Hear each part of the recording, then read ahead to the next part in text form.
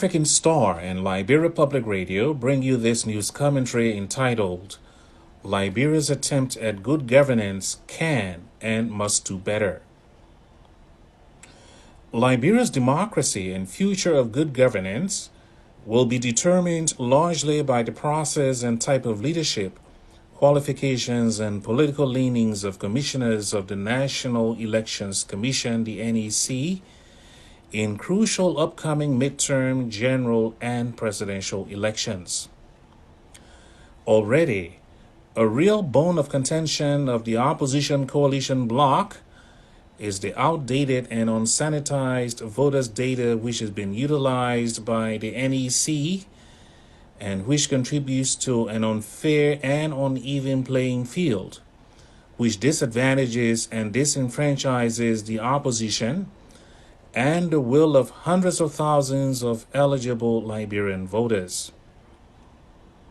Granted that each eligible Liberian must exercise their civic duty of voting for elected officials, Liberians must, however, be reasonably assured that their votes will count towards the general will of the electorate as to who will represent them when elections are held in the coming months.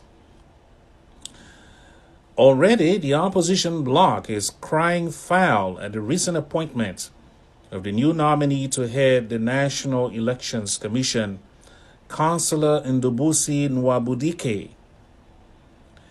African Star was the first to report last week that he was under consideration for the position by President George M. Weah.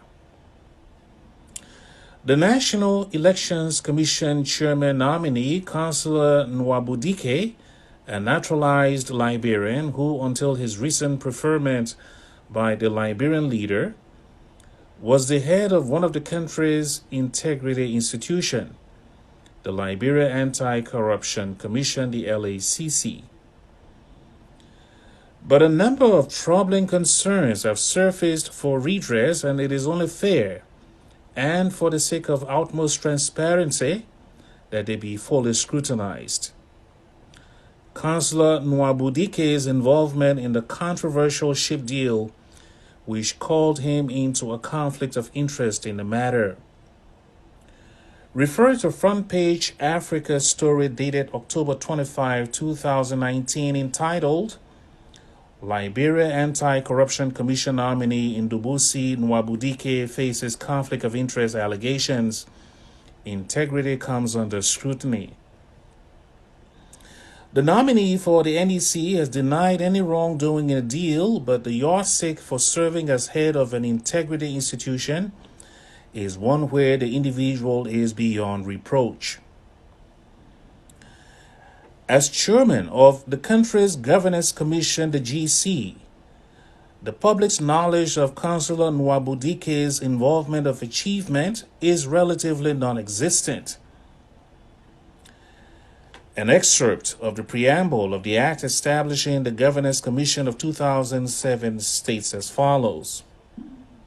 Whereas, in order to achieve and maintain a holistic system of good governance that is inclusive, participatory, and just, and which promotes national oneness, sound public sector management, efficient and fair allocation and use of resources, and a culture of honesty and integrity, it is necessary to establish and maintain an autonomous agency commission dedicated to the pursuit of such desired goals. But since his appointment as acting chairman of the Governance Commission in May 2018, Councillor Nwabudike was less diligent or failed to strenuously advocate for ordinary Liberians who were forced to bypass the Good Governance Commission to make their voices heard through a number of anti-government protests. Their action was a desperate cry for the government of Liberia to adhere to the preamble of the Act establishing the Governance Commission. Councillor Nwabudike made the conscious decision to side with poor poor governance at the expense of the political and economic detriment of Liberian taxpayers who paid his salary and benefits as head of the Governance Commission. The tenure of Councillor Nwabudike at Liberia's Anti-Corruption Commission, the LACC, produced no tangible results. No accused public officials were successfully prosecuted and convicted.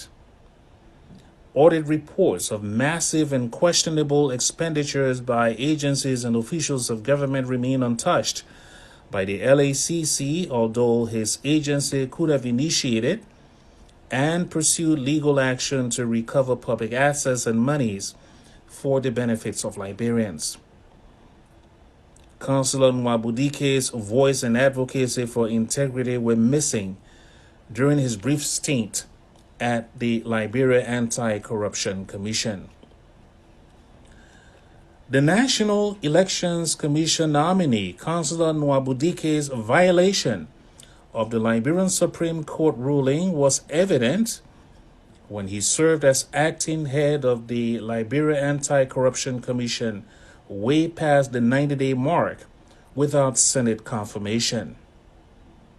His lack of probity of this constitutional breach also and only perpetuated the long and common practice of non-respect for the rule of law among public officials in Liberia. His action should invite sanctions and query by Liberians, especially of his fitness for public office. Liberians, including political parties, are demanding political and economic reforms as the best vehicle for building a successful and prosperous future of governance, and in that matter, good governance, because it is apparent that the level of confidence between the government and the opposition is at low ebb.